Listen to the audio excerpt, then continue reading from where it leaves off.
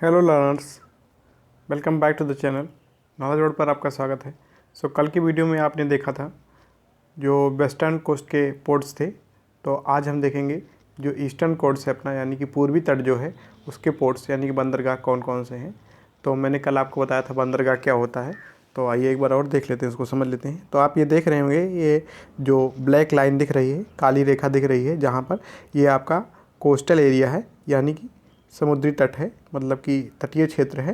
तो अगर आप देखेंगे तो ये गुजरात से होते हुए यहाँ पर ये गुजरात से होते हुए गुजरात, महाराष्ट्र, गोवा, कर्नाटका, केरल, तमिलनाडु, आंध्र प्रदेश, उड़ीसा और पश्चिम बंगाल तक इसके पोर्ट फैले हुए हैं। तो मतलब कि ये समुद्री एरिया है। अगर आप देखेंगे तो इस साइड में आपका क्या है, इस साइड में आपका पूरा अरब सागर है, यानी कि अरेबियन सी है, जिसे अरब सागर बोलते हैं आप हिंदी में, अरब सागर है। नीचे जहाँ श्रीलंका ये आपको दिख रहा है, ये सब पूरा आपका इंडियन ओशियन है, यहाँ सब पूरा इंडियन ओशियन फैला हुआ है, जिसे हिंद महासागर बोलते हैं हिंदी में। और इधर ये आपका पूरा बे ऑफ बंगाल है, यहाँ से ये पूरा बे ऑफ बंगाल है। तो आप समझ चुके होंगे कि ये आपका भारत जो है, जो आपका दक्षिणी भाग है, वो पूरा तटीय क्षेत्र है, यानी कि तीन तरफ से समुद्र से घिरा हुआ है। और एक टर्म होता है पेनिनसुला। पेनिनसुला दोस्तों किसे कहते हैं? पेनिनसुला उसे बोलते हैं वो लैंड का एरिया जो तीन तरीके से समुद्र से या पानी से घिरा होता है, उसे पेनिनसुला बोलते हैं, पेनिनसुला बोलते हैं, जिसे हिंदी में हम बोलते हैं प्रायद्वीप, प्रायद्वीप। तो आप जब पढ़ते होंगे तो पेनिनसुलर इंडिया पढ़ते होंगे, तो पेनिनसुलर इंडिया यही है, जो आप देख रहे हैं ये सब पेनिनसुलर इंडिया है, यानी कि प्रायद्वीपीय भारत है। तो आपको ये टर्म क्लियर हो गया होगा, पेनिनसुला क्या है और प्रायद्वीप क्या है। तो देखते हैं कि आपका जो मैंने आपको कल बताया था, ये आपका पश्चिमी तट था, ये पूरा यहाँ तक आप देखेंगे केरल तक, ये केरल पूरा यहाँ तक। और यहाँ से जो तमिलनाडु शुरू होता है, जो अपना तमिलनाडु यहाँ से शुरू होता है, तमिलनाडु से ऐसे आंध्र प्रदेश से होते हुए, उड़ीसा होते हुए ये पश्चिम बंगाल का ये दक्षिणी भाग, जो ये यहाँ पर कोलकाता है, तो ये दक्षिणी भाग क्या है आपका पूर्वी तट पे आता है, यानी कि ईस्टर्न कोस्ट में आता है। तो देखेंगे इसको एक बार इंडिया के मैप पर भी देख के समझ लेते हैं। तो अगर आप देखेंगे तो मैं आपको फिर से समझा दूँ, ये गुजरात ऐसे होते हुए ये महाराष्ट्र, गोवा, कर्नाटका और फिर ये केरल, केरल यहाँ तक आपका क्या है, ये वेस्टर्न कोस्ट है, यानी कि पश्चिमी तट है। और ये पूरा आपका अरब सागर है। तो और ये तमिलनाडु से शुरू होते हुए, आंध्र प्रदेश होते हुए, उड़ीसा होते हुए ये आपका देखेंगे बंगाल तक, ये क्या है आपका ईस्टर्न कोस्ट है, यानी कि पूर्वी तट है। तो और ये बे ऑफ बंगाल यहाँ पर फैली हुई है, और यहाँ पर नीचे हिंद महासागर है। अगर आप देखेंगे तो भारत की जो और ये सब भाग जो हैं, ये सब लैंड एरिया हैं, यानी कि इनके आसपास समुद्र नहीं है।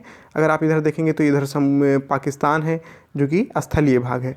ऊपर चले जाएंगे तो इधर चाइना फैला हुआ है, यहाँ पर इधर साइड में आएंगे तो नेपाल फैला हुआ है, और यहाँ भूटान फैला हुआ है, यहाँ चाइना है, और ये अरुणाचल प्रदेश से भी चाइना लगता है, और इधर म्यांमार लगता है, इधर ये सब एरियाज़ में। और इधर जो ये अंदर के एरिया हैं, असम, वेस्ट बंगाल, तो ये सब बांग्लादेश लगता है। तो 15,200 किलोमीटर की जो आपकी लैंड फ्रंटियर है, लैंड फ्रंटियर, लैंड फ्रंटियर, जिसे स्थलीय रेखा भी कहते हैं, स्थलीय रेखा भी कहते हैं। और सबसे लंबी लैंड फ्रंटियर भारत किसके साथ शेयर करता है? बांग्लादेश के साथ शेयर करता है। जो ये है सबसे लंबी लैंड फ्रंटियर भारत बांग्लादेश के साथ शेयर करता है। और ये आपका जो है आपका क्या है, कोस्टल एरिया है, यानी कि कोस्ट लाइन है, जो कि 7516 किलोमीटर की टोटल है। अगर भारत के सभी राज्यों और केंद्र शासित प्रदेशों को मिला के देखा जाए तो सबसे बड़ी आपकी कोस्ट लाइन ये क्या कहते हैं, अंडमान निकोबार की है, 1900 किलोमीटर की है। लेकिन अगर ये इन केंद्र शासित प्रदेशों को निकाल दिया जाए, सिर्फ राज्यों में देखा जाए जो पूर्ण राज्य का दर्जा प्राप्त है जिन्हें, तो सबसे बड़ी कोस्ट लाइन आपकी ये गुजरात वाली है। गुजरात की जो तटीय रेखा है वो सबसे लंबी है। तो आप तक इतना जान चुके होंगे, और कल की वीडियो में आपने देखा है कि वेस्टर्न कोस्ट कौन कौन से हैं। तो आज की वीडियो में हम देखेंगे ईस्टर्न कोस्ट के जो कोस्ट है उस पर कौन कौन से पोर्ट हैं, यानी कि बंदरगाह हैं। जो बंदरगाह होते हैं दोस्तों, जैसे कि ये चेन्नई है, ये तमिलनाडु के अंदर ये चेन्नई देख रहे हैं, ये एक बंदरगाह है, यानी कि लैंड एरिया से, जैसे कि राजस्थान से कोई सामान है उसके लिए तो यहाँ पर कांडला पोर्ट पर जाना आसान होगा।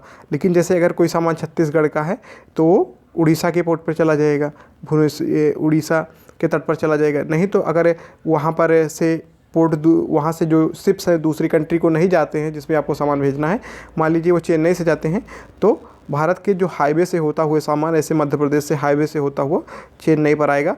चेन्नई के जो पोर्ट है वहाँ पर शिप्स लगे होंगे, वो सामान उस शिप्स पर लोड होगा और शिप्स के थ्रू आपका मान लीजिए जापान या फिर ऑस्ट्रेलिया या फिर ऐसे जो इंडोनेशिया या फिर जो देश होंगे उधर शिप्स के थ्रू चला जाएगा, क्योंकि एयर रूट से ले जाना थोड़ा महंगा पड़ता है और इसलिए शिप को पोर्ट का अपना महत्व है।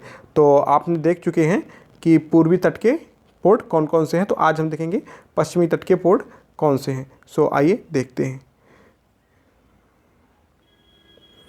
तो आज को मुझे बताना है आपको पूर्वी तट के पोर्ट, यानी कि पश्चिमी तट के आपने कल देखा है कान्हा मामा जो थे तो उसको करके जो आपकी पूरी ट्रिक थी कांडला पोर्ट, जिसे दीनदयाल उपाध्याय पोर्ट आजकल बोलते हैं, इसका नाम चेंज हो गया है, और नेहवा सहवा जिसे JNPT पोर्ट बोलते हैं, मुंबई पोर्ट ने आपने देखा था।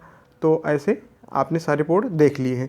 तो आज के इसमें देखेंगे ये ईस्टर्न कोस्ट पूर्वी तट के बंदरगाह। सो देखते हैं, इसकी एक ट्रिक है दोस्तों, आपका CCTV, तो इसे आपको याद रखना है। आपका CCTV जो है, आपका CCTV उसे याद रखना है। तो आइए इससे देखते हैं कौन कौन से पोर्ट बनते हैं। तो आपका CCTV जो ए है तो उससे क्या बनेगा, एन्नोर। एन्नोर तट कहाँ पर है, तमिलनाडु में है। एन्नोर तट कहाँ पर है, तमिलनाडु में है। तो पी से क्या बनेगा दोस्तों, पारादीप। पारादीप ट्वीट कहाँ पर है, उड़ीसा में है। उड़ीसा में है पारादीप ट्वीट। तो और आपका CCTV में किसके लिए स्टैंड करता है, कोलकाता के लिए स्टैंड करता है, जो कि पश्चिम बंगाल यानी कि वेस्ट बंगाल में है। और CCTB, तो CC किसके लिए स्टैंड करता है, चेन्नई के लिए स्टैंड करता है, जो कि तमिलनाडु में है चेन्नई, ठीक। और T किसके लिए होता है, तूतीकोरिन पोर्ट, जो कि भी तमिलनाडु में है। और B विशाखापत्तनम, जो आंध्र प्रदेश में है। तो ये आपको याद रखने हैं। सो बहुत इंपॉर्टेंट है। तो ये वीडियो अगर आपको अच्छा लगा हो तो इसे वीडियो को लाइक कर दीजिए और अपने दोस्तों के व्हाट्सएप या टेलीग्राम ग्रुप में शेयर कर दीजिए। So thank you for watching this video.